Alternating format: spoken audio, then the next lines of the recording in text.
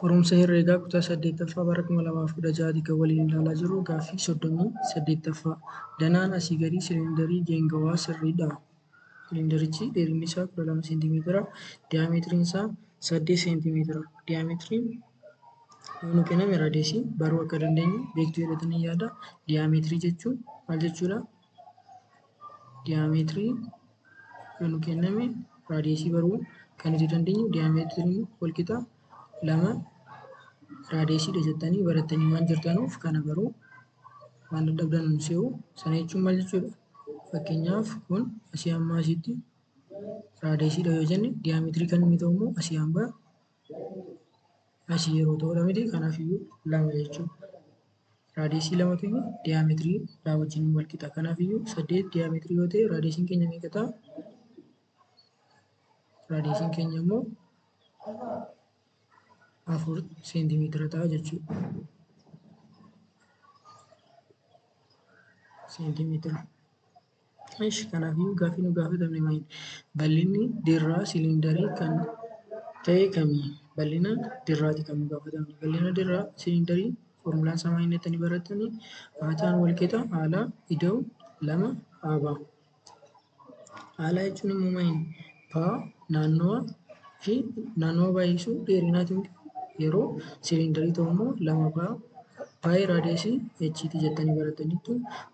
Haabaan immoo paayii raadiyeesii iskuweerii jettanii barattaniittu. Kanaafiyyuu maaltu nu kennameera? Haala barbaaduudhaaf haala jechuun 2 paayii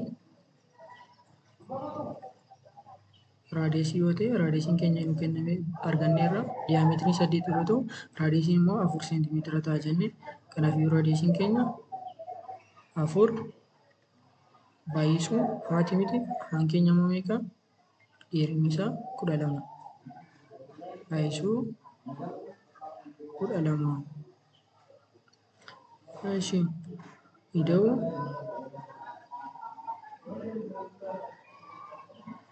ida'uu 2 haabaatiin haabaa jechuun immoo paayii raadiyeesii iskuweeriidha jennee. Kanaafiyyuu 2 paayii raadiyeesiin keenya meeqa? 4 iskuweerii ta'a jechuudha. 2 baay'isuu 12 meeqa ta'a? 4 baay'isuu 12 4 2 yeroo baay'isnu 8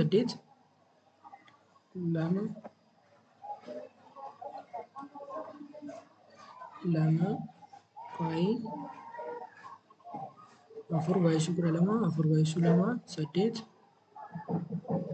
4 baay'isuu 1 48 ida'uu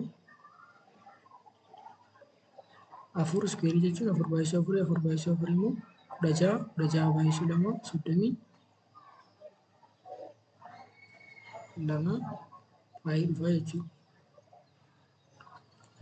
Asitti meeqa nu hafe? 2 48 yeroo baay'isnu 2 baay'isuu 8 16 tokko qabna. 2 baay'isuu 4 8 8 fi 1 9 6 paayii ida'uu 32 paayii dhufa.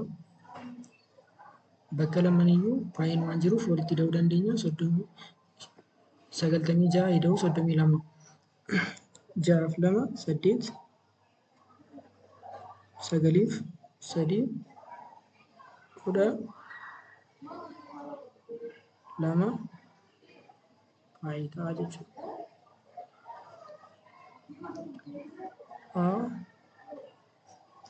Bal'inni dirra keenyaa 128 paayii seentimeetira